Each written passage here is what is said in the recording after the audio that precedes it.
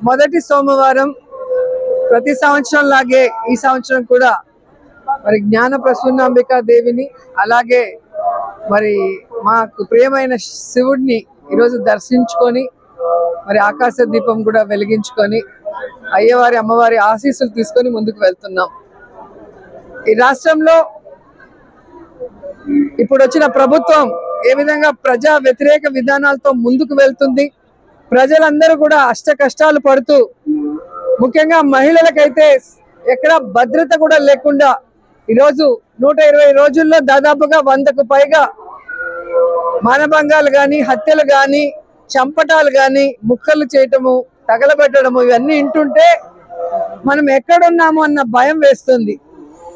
ఎందుకంటే పాలకులు ప్రజల చేత ఎన్నుకోబడితే వాళ్ళకి ప్రజల మీద ప్రేమాభిమానం ఉంటుంది, మంచి చేయాలన్న చిత్తశుద్ధి ఉంటుంది, ఇచ్చిన వాగ్దానాన్ని నెరవేర్చాలి అన్న ఆలోచన ఉంటుంది.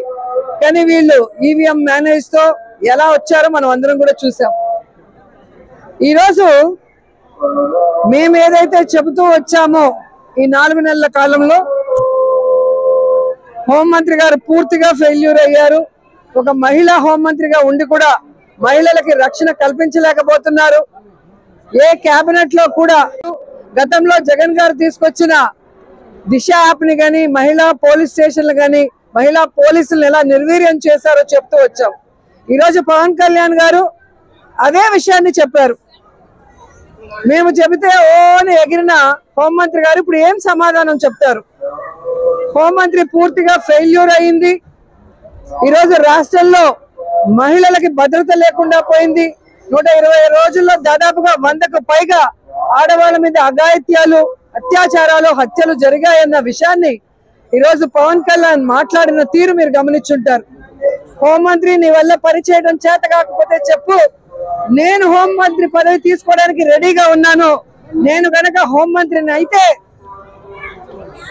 ఆదిత్య దాస్ లాగా నేను ఏ విధంగా చేస్తానో మీ అందరూ కూడా చూడొచ్చు. అంటే హోంమంత్రి ఫెయిల్యూర్ అయిందనేది సహచర మంత్రి చెప్పారు కాబట్టి ఇప్పటికైనా హోంమంత్రి గారు రిజైన్ చేయాలని కూడా తెలియజేసుకుంటున్నాను. అలాగే పవన్ కళ్యాణ్ గారికి సూటిగా చెప్తున్నాను, ఈరోజు ఒక ముఖ్యమంత్రి పేరు చెప్పి ఆయనలాగా హోంమంత్రిగా పనిచేస్తాను అంటున్నారు. మీరు కాదు పనిచేయాల్సింది, ముఖ్యమంత్రి స్థానంలో ఉన్న చంద్రబాబు నాయుడు గారు. ఈరోజు లా అండ్ ఆర్డర్ ఆయన చేతిలో ఉంది. డీజీపీ నుంచి ఎస్పీల నుంచి ఇంటెలిజెన్స్ డిపార్ట్మెంట్ నుంచి అన్ని కూడా సీఎం గారి కంట్రోల్లో ఉండి కూడా ఈ రోజు నేరస్తులకి భయం లేకుండా పోయింది.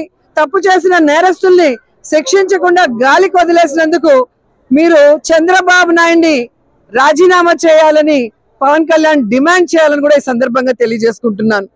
అండ్ మూడవది, పవన్ కళ్యాణ్ గారు అప్పుడప్పుడు కుంభకర్ణుల్లాగా 6 నెలలు నిద్రపోయి 6 నెలలు మేల్కొన్నట్టుగా వరదలు వచ్చినప్పుడు 6 రోజుల తర్వాత వచ్చి ఏదో ప్రెస్ మీట్ పెట్టి ఊగేసి వైఎస్ఆర్సీపీ వాళ్ళని తిట్టేసి వెళ్తాడు. మళ్ళీ ఈరోజు ఆయన నియోజకవర్గం పిఠాపురంలో కూడా ఒక మహిళని ఏ విధంగా మానభంగం చేసి 1.5 నెల అయితే కూడా ఇంతవరకు పరామర్శించకుండా షూటింగ్లు చేసుకొని ఈ రోజు వచ్చి వాళ్ళేదో ప్రతిపక్షంలో ఉండి మేము అధికార పక్షంలో ఉండి పని చేయనట్టుగా ఏ విధంగా మాట్లాడుతున్నారో మీరే చూస్తున్నారు. కాబట్టి ఇక్కడ పవన్ కళ్యాణ్ పూర్తిగా ఫెయిల్యూర్ అయ్యారు, చంద్రబాబు నాయుడు పూర్తిగా ఫెయిల్యూర్ అయ్యాడు, అండ్ హోంమంత్రి అయితే జీరో, దేనికి పనికి రాకుండా పోయారు. ఎందుకంటే ఈ రోజు రాష్ట్రంలో పోలీసులు తిట్టడం ఫ్యాషన్ గా పెట్టుకున్నారు. నిజంగా